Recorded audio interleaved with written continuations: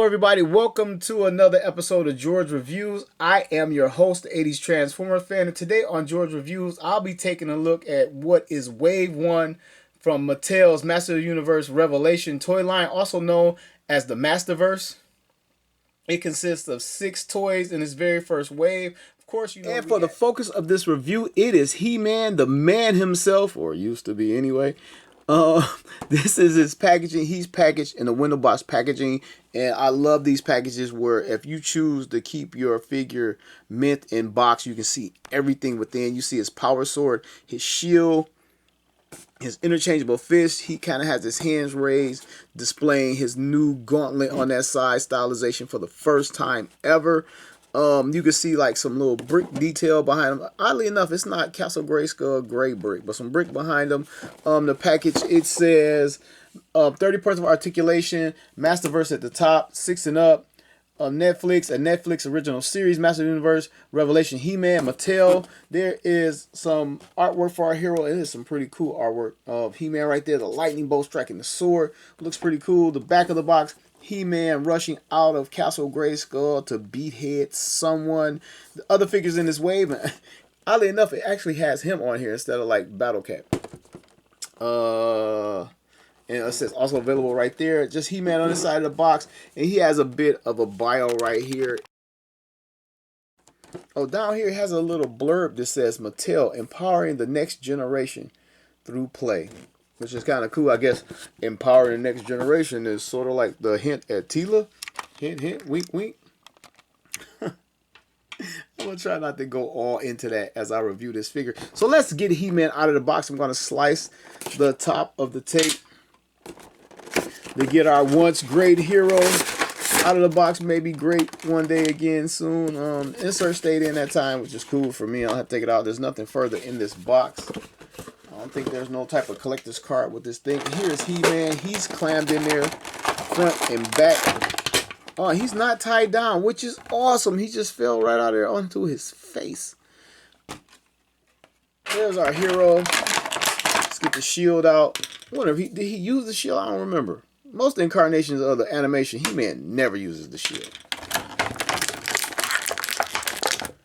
2 interchangeable hands, which is always good, and 1 power sword. I like to look at the power sword. Mine is a little bit warped at the top, depending on how you hold it, maybe a little bit limp.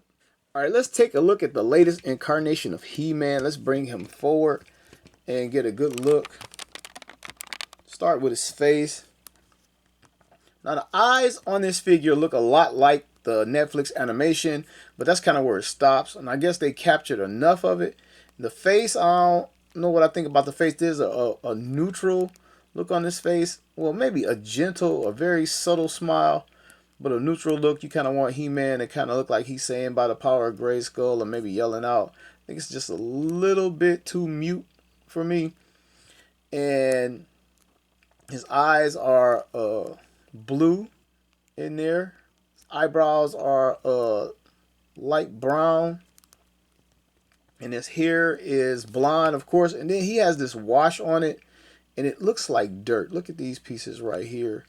And I get the whole dirty blonde thing, but I don't think this wash was pulled off too well. And I really didn't look at it, considering he was the only He-Man on the shelf after the guy had been out for like 2 months or maybe more, and I had never seen him. I seen Evil Lynn hanging and Moss Man and Skelegod. So I was happy to grab him when I saw him, so I didn't have a lot of choices to examine the package. And speaking of examine, look right here. I have some scrapage on his cordite right there on his armor. At least it used to be cordite. I wonder if it's still cordite in this series that enhances his power. The rest of it looks good. The H looks good. Checking out more of the paint. See what we got going on here. There's a wash on this plastic loincloth. You can see the difference right here and here. That looks good. And an interesting choice. And I'm sure it had to be done on purpose, or else they're very, very cheap at Mattel. Why didn't they put a wash on the top of the boots to match the loincloth up here? And there actually is some wash down here. Maybe they thought it would blend together. I don't know. But it makes the boots stand out. You can see the detail that they molded in the boots a little bit more. And not so much of a wash on the bottom. to make it look like an actual sole to a boot. Underneath the boot, there's some peg holes for a stand for this figure, but we don't get a stand with this figure, and most likely won't in this toy line. And half the time, Mattel doesn't make the He-Man Master of the Universe figures peg on the vehicles or playsets, so this may actually be useless, or they might have intended for you to get your own figure stand. So, okay, and this bracelet or gauntlet over here is painted, which why they didn't go with the same plastic paint over here and then just paint the brown with the same paint they used right here, I don't know. But I would like it if it had matched a little bit better, so you can clearly tell that's paint and you can see it bleeding through a little bit. So, and they changed up the gauntlet. He always had two different gauntlets on. As far as the toy history, the cartoon kind of animated him with the same one, but he always had a larger gauntlet, I guess, to deflect attacks or whatever on this arm. And they went a step further, gave him more stylization and separating this He-Man from other He-Man incarnations. So okay, we took a look at the paintwork so far. His skin texture on his chest is different than the rest of his body. It is not smooth. You can see it's rough, and you can kind of hear it, the difference. And it's different than the plastic on his arms and his legs. So let's check out He-Man's articulation real quick. His head 360s on a ball joint. He can look up. He can look down that far. He can get some side to side out of that. And let's check out that ball joint. We pop the head off. There is the ball joint. There's the ball joint cavity right there. Put the head back on. And his hair. His hair is a separate piece than his head, which I always loved. Is glued on. And wow, look at this. Look, He-Man has sculpted ears underneath the hair, and they really didn't have to do that because you can't see the hair unless you pry it, like I just did. Let me pry this side. Let's continue to check out what He-Man has to offer. And a completely sculpted ear over there. They may use the head again and change the hair and so on and so forth down the line, which would be cool because we're going to get a ton of He-Man, most likely battle armor in every way he comes and snake armor and all of that. So you can get ready for that. He-Man is going to keep coming. And if you haven't found him yet, he's coming. He's going to start hanging like Skeletor and He-Man from the Origins line. I guarantee it. Now let's check out the rest of his articulation. You get his arms up this far, 360 at that shoulder joint right there. He has a bicep swivel, that 360. He has a double elbow bend. If I can get him to do it. That gauntlet's in the way. There we go. Double elbow bend. Get it up that much, that far. And coming down to his wrist. His wrist has a hinge in it. I see it right there. Allowing it to hinge this far forward, this far back. And it is removable. And 360s at the wrist. Same thing. He has a closed fist over here, but it is the exact same thing. And I believe this gauntlet is totally removable. Bam, there you go. Put that on so you can change it out, customize this guy. Coming over to this side, take this fist out. I think this gauntlet is removable too. Yeah, so you can customize these figures if you so choose to. And completely change the figure, or mostly change the figure. And his abdominal articulation allows He-Man to bend in this motion here. He can not really rock back that far. He can crunch down.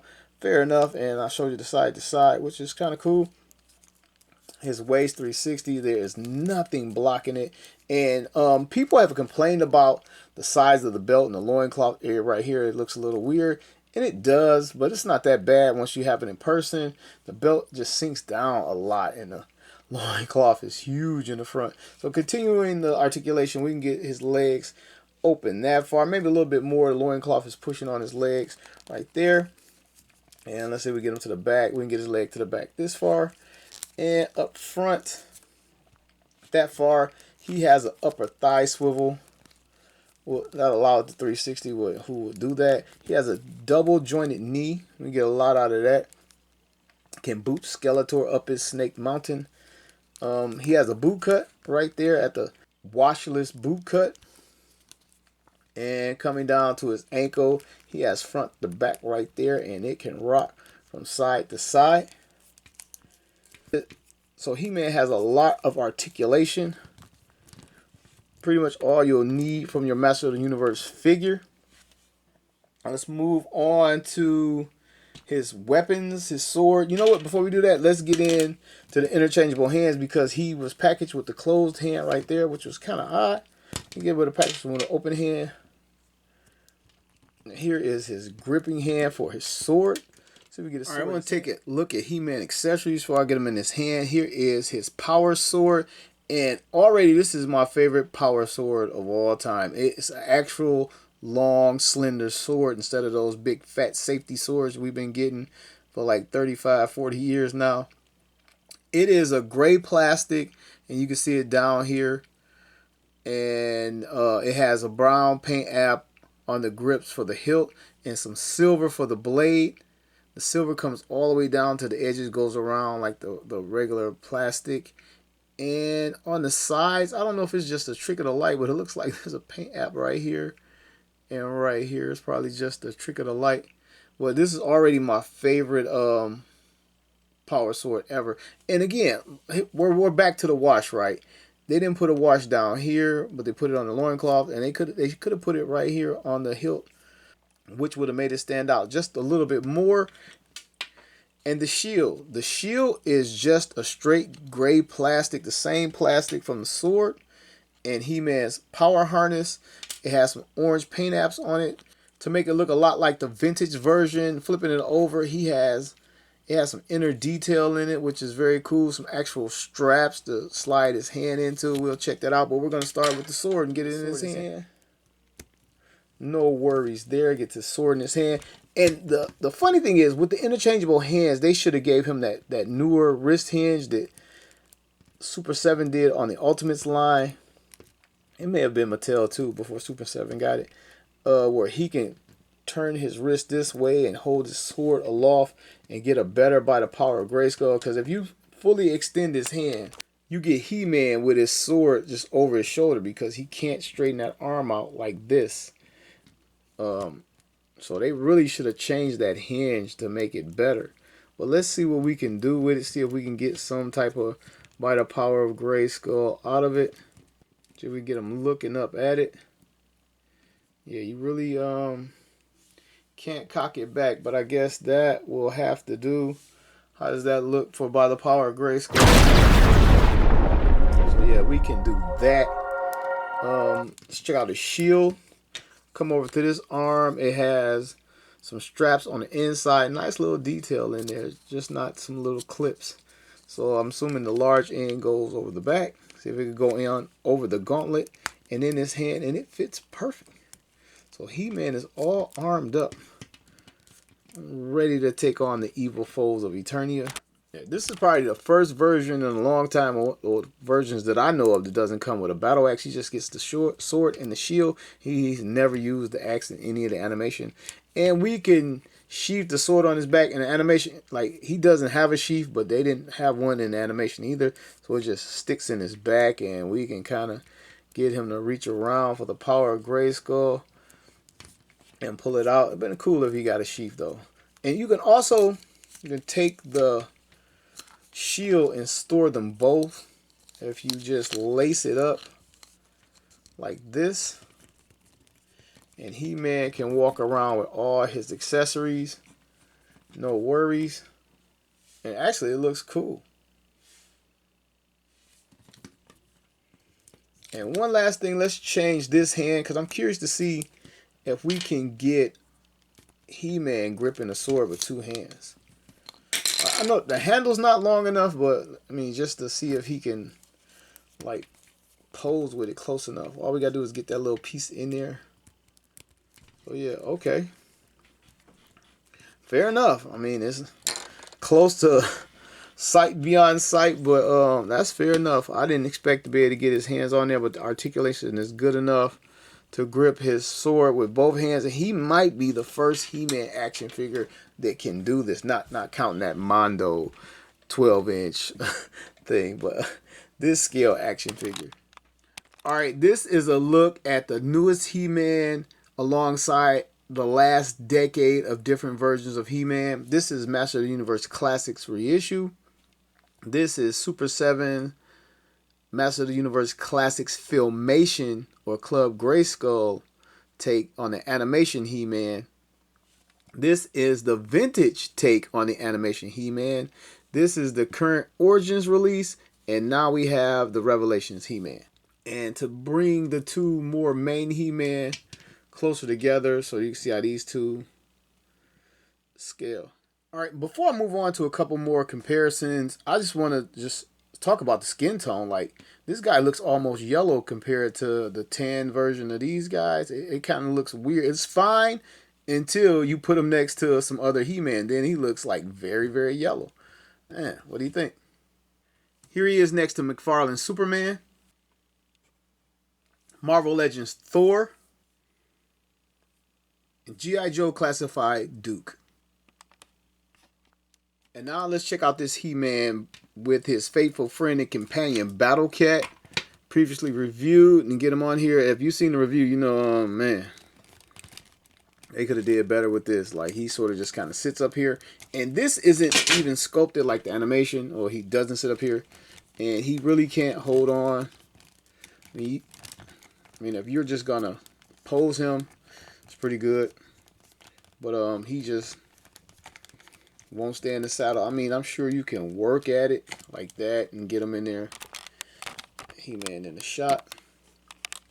But yeah, this is pretty much what you get in the saddle. And if you, hey, he's going to fall out. He's falling out now. It doesn't sit in there well. So that is our He-Man disappointingly sitting on Battle Cat. Alright guys, you know it's bad when he can hold on to Voltron's Black Lion better. Onward to Snake Mountain. They'll never know what hit him. Alright, in case you were wondering, he can sit and look decent on Master of the Universe Classics Battle Cat. I had to fold the loincloth up to get his butt down on there. This is how he looks. This is how Revelations He-Man looks in Master of the Universe Classics Wind Raider. Looks totally natural. He can hold the controls and fly the on Master of the Universe Classics Battle Ram. And last but not least, here he is standing on the drawbridge of Master of the Universe Classics Grayskull, and he can walk through with plenty of clearance. Even inside. Alright, my final analysis on Revelations He-Man. I like the figure overall. I like the buck. Even though when they first announced this line, I thought they were going to utilize the Master of the Universe Classics buck, maybe retool it a little bit. But I thought that's what they were going to use. But they bumped up the scale a little bit. He-Man is right at 7 inches tall. And I do like what they did. I was just hoping to have these figures go into the previous wave, but I guess they wanted to do their own thing and have it be totally separate from that, which is cool. I like a lot of the changes they made. I like the expansion of the gauntlet right here. Looks more useful in a battle, even though I don't know how to fight with swords and weapons, but looks more useful. My only complaint, I had some paint scraping here, and then the blonde hair, the wash on it was kind of terrible. I'm not going to rehash that whole thing. But other than that, love the power sword. The shield is pretty cool. Love that we get interchangeable hands. I love that all action figures are going this route now. Most of them anyway. We need interchangeable hands on our toys. We could have used the interchangeable head. That is a want, not a need. I would have liked to have seen that. But I like the figure overall. I'm not disappointed in it. If you're at all interested in this toy line, 80 Transformers fan recommends this He-Man. He is very cool, even though sitting on Battle Cat is a real letdown that he can't sit up there like perfectly, you know, not even or almost perfectly, you know, comfortably. But other than that, as a standalone figure, he is very, very good. The harness takes a little getting used to, but I mean, it is what it is. So I want to thank everybody for watching another episode of George Reviews, the reviews where every toy has a story.